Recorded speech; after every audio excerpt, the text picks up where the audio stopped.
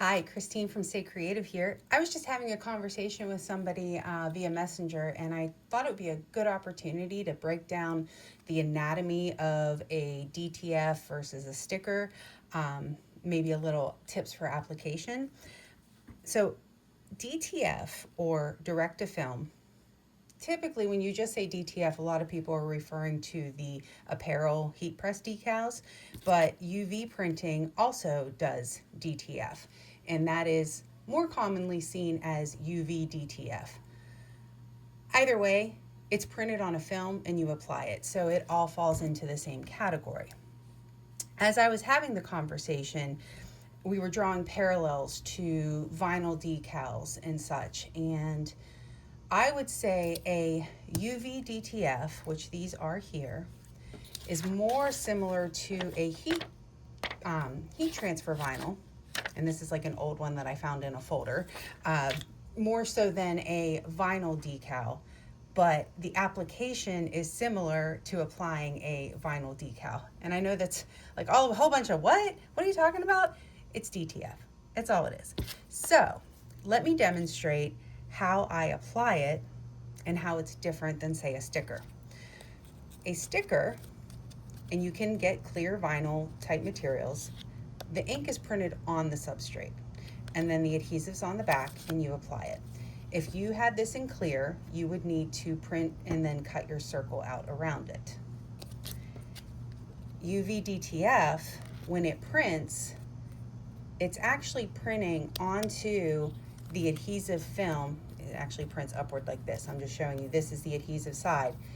You're printing directly onto the film, and then it's run through a laminator, which applies a top sheet, which this is where your vinyl decal similarities come in. It's like a transfer paper or a carrier sheet is applied with a laminator.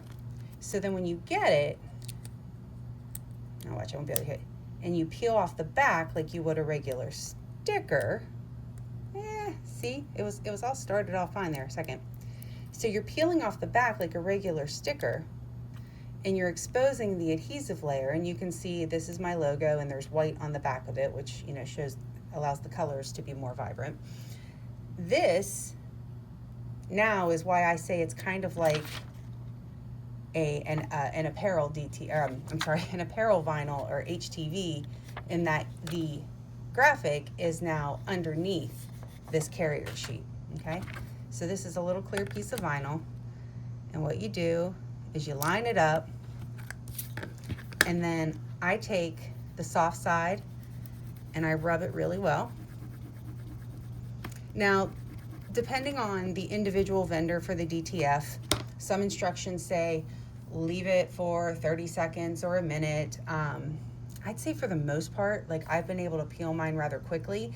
And in fact, I recommend, because this top sheet that's on, this is actually the back sheet, but the top part, the carrier sheet, that still has some adhesive to it, so it can stick to your substrate or your material. So I don't like to leave it on too terribly long, but when you start to peel, if your image starts to come up, you'll want to smooth it back down, rub it, let it sit a little bit longer. Or what I also like to do, so using my little scraper thing here again, so once I get it started, whether or not I notice it actually lifting, which in this case it's not, if you've ever done vinyl work or maybe had your eyebrows waxed, they don't lift up, right? They go this way. They pull it away, but low and tight to the surface. That's kind of what you want to do here.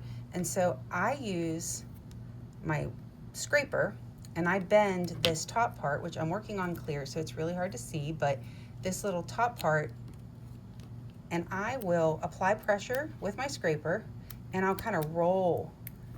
It's hard to do while I'm talking. I'll kind of roll that top sheet while I'm also pressing down on the graphic, if that makes sense. So I'm applying pressure while I'm lifting it or peeling it backwards. But holding this down keeps me from trying to do this and pulling it up, because if you lift it up, you're going to pull it away from your material. So you want to kind of roll it away like this. So these two here, this is my logo with a white background and this is without. There's no difference in the application.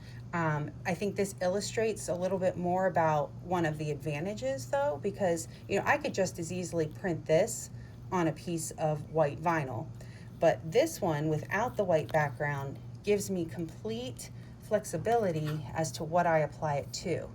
Now on the back here you still see that white, but there's no weeding, there's no trimming, there's no lining it up for a print and cut.